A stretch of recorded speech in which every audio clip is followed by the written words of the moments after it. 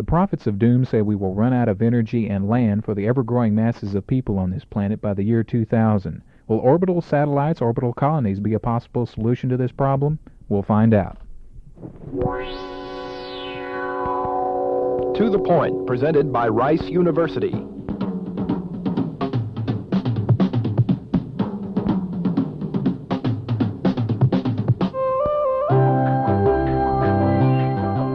I'm Phil Konstantin. We're talking with Dr. Alex Dessler, who is professor of space physics and astronomy at Rice University. Dr. Dessler, how important actually is energy with us right now? Are we really in that grave of a situation? For a technological society such as ours, energy is really the whole game. That when the Industrial Revolution started, we started using other sources of energy other than beasts of burden, horses, manpower. Manpower literally started mining coal and developing the capability of man beyond an individual worker, way beyond anything he could do by himself or with the aid of a couple animals.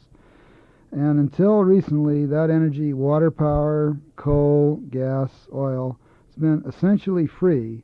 It has never been considered a factor in production. Yet, it's the whole thing for a technological society. We are a small step away where you could imagine the following: a completely automated factory that, say, makes television sets or radios. Let's use radios for this example. It makes radios.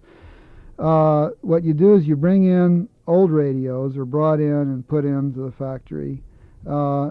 It then, completely automated, computer controlled, takes the old radios apart, melts down, takes all the components apart, melts them down, puts them back together, then manufactures new components, assembles them, tests them, and out the back door comes new radios, in the front door is coming the old radios.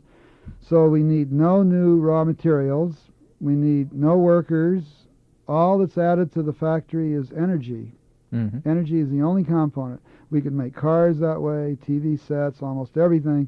And for most production, energy is the whole thing. For our farming now, you go out to an enormous field of wheat or corn. There are 2 or 3 workers handling the whole thing. It could just as well be done by computer control with essentially no workers. And the only component you would add to this enormous farming enterprise is energy. Energy in the form of fuel to run the machinery, energy in the form of fertilizer to get good yield from the crops, energy to pump water for irrigation during drought periods. So for a highly technological society, energy, we're a small step from energy being the only significant factor of production. When energy becomes expensive or we can't get it, our society is not only going to stop growing, but is going to go into some sort of depression of the sort that we've never experienced before. Likewise, the Earth is getting within a factor of, say, 10 of the maximum it can hold without serious pollution problems. People themselves are pollution problems. You can lick pollution with energy. You can make fresh water with energy if you need to do that, like taking the salt out of seawater. All that requires is lots of energy, and you can have fresh water. To have people live well, move around.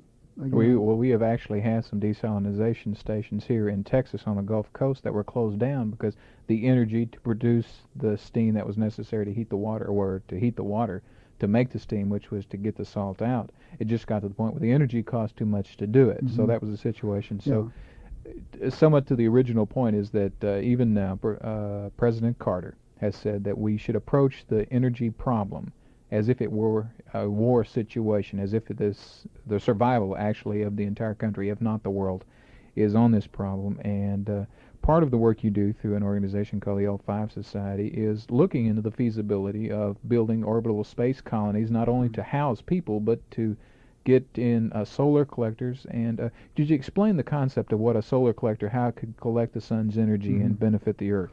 Okay, the leading idea, and there are several alternates, but the leading idea is to put up a large area of solar cells, and this is many square miles. Like the present prototype is an area of solar cells 3 by 15 miles, 3 miles on one side, 15 miles on the other, a fraction of the area of the city of Houston in orbit, converting the electrical energy that's captured from the sunlight falls in the solar cells, which then converts to energy.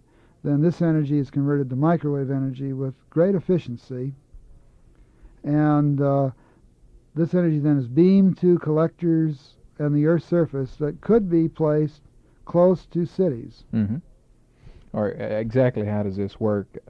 Okay. The microwave energy is just like TV signals or radar signals that are with us all the time, like radar beams come through the atmosphere all the time, every day. I mean, we live with them all the time. Now, these would be more intense, but not intense enough to be dangerous to animals. In other words, it wouldn't be like if an airplane had be flying through. Or a bird or a Right, it wouldn't cook it like animal. a microwave oven. They would not be as hot as a microwave oven. And essentially, I guess the feasibility of this is that they're talking about having solar collectors here on the Earth's surfaces, like in Arizona places. But why we say Arizona, for one fact, is because that there's less clouds out in Arizona on a regular basis. But the problem is you've got 12 hours of nighttime. Right. So that's the situation in space. You don't have the nighttime. It's still the trade-off between doing it on the Earth's surface and space still has to be evaluated. You would need roughly to trade off for cloudy days and late afternoon, early morning where the sun shines at an angle, plus the nighttime where the sun doesn't shine at all. You need about 10 times the area on the Earth's surface as you do in space. Then the power is not continuous. As I said, we lose it at night. So you need some method of storing. One suggestion for the Earth's surface is to, say, convert water into hydrogen, take water apart, get hydrogen and oxygen, and then store the hydrogen in big tanks, and then use it to burn, like we do now, natural gas to make power. But these two systems ought to be competing, I believe, with each other in studies to see which is really the best, because what we're talking about for power are one solar power satellite with enough power to run the entire city of Houston all the time, 24 hours a day. What would it take on the Earth's surface to do that? It would take a facility costing billions of facilities, not one facility, but facilities costing billions and billions of dollars.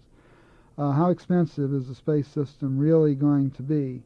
There's a lot of clever things that can be done. Some ideas have not, I'm sure, have not been thought of yet that will lower the cost further.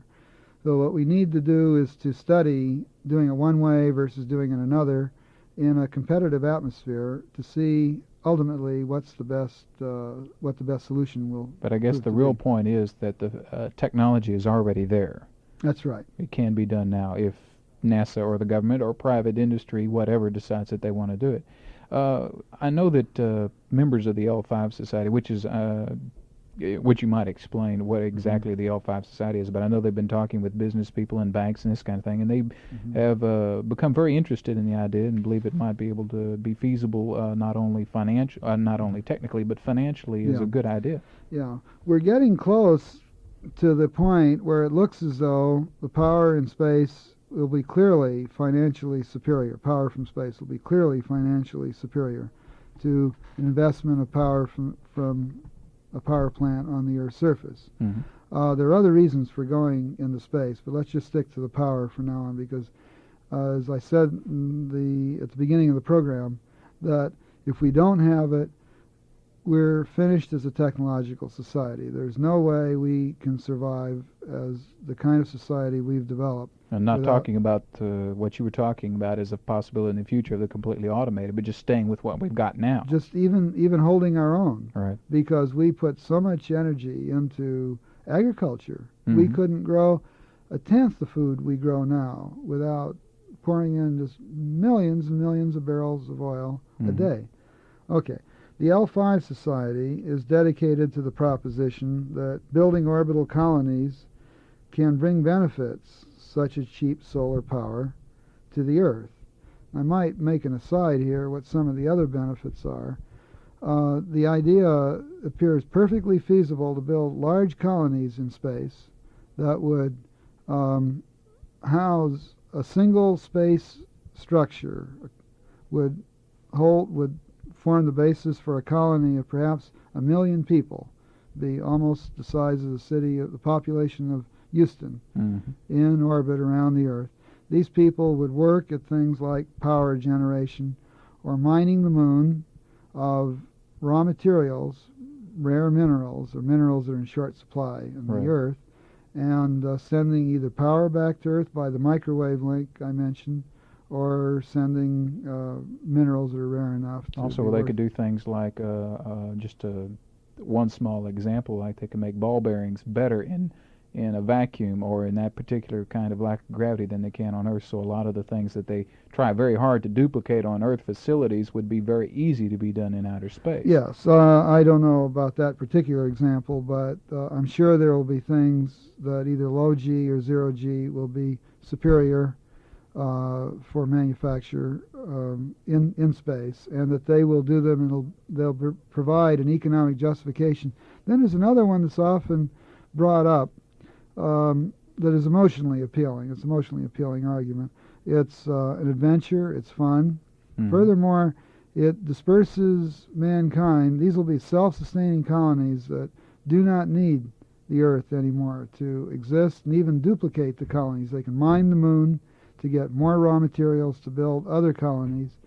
If some calamity should befall the Earth, some great war, some biological experimentation that runs amok, then the race of mankind will survive in these colonies and expand through the solar system and eventually through the rest of the galaxy. Well, it all sounds very well and good, but how far away is this? Is this Buck Rogers, or is this next few years? Well, we could get started on a low altitude space colony of some sort, a large space station, rather soon, as soon as the shuttle becomes operational, which is only now less than 3 years away.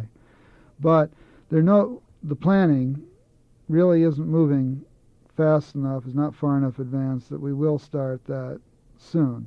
So I would imagine, being realistic, that we're talking about getting started in earnest perhaps 5 years from now, maybe a little less, and have something reasonable in orbit 10 years from now. But then it could go very fast. In 10 years there could be people living permanently in outer space. That's right, as little as 10 years. But this would require that we start in earnest. Remember the Apollo program? It was the really, and I think in many people's mind, the most difficult technological achievement that mankind has ever carried off. And we did the whole thing from zero to landing on the moon and bringing them back in less than 10 years. And I think something like a space colony, we're better equipped to do now than we were the Apollo at that time. Even though it's larger, it's not that much larger. And let's say we know more. The point is, we don't have to develop the new technology as you go along. And the management techniques. We know how to manage a big program like that. And the knowledge of how to carry out a big program like that without bankrupting the nation is now at our disposal. So that's it. In other words, it is a very feasible system. Are there books and materials where people can find out more about these ideas? Let me recommend an excellent book. It's called Colonies in Space. The author is T.A. Heppenheimer, and it's published by Stackpole Books. And it's a very easy to read book with profusely illustrated. And then there's also the L5 Society that I would recommend anyone interested in this join. You can join the National Society by writing the L5 Society, 1620 North Park Avenue, Tucson, Arizona, 85719. And they can get more information about that. Joining, and L5 is a position in space where you could put one of these massive colonies. We have been talking with Dr. Alex Dessler, who is Professor of Space Physics and Astronomy, and I'm Phil Konstantin. Thank you very much for listening.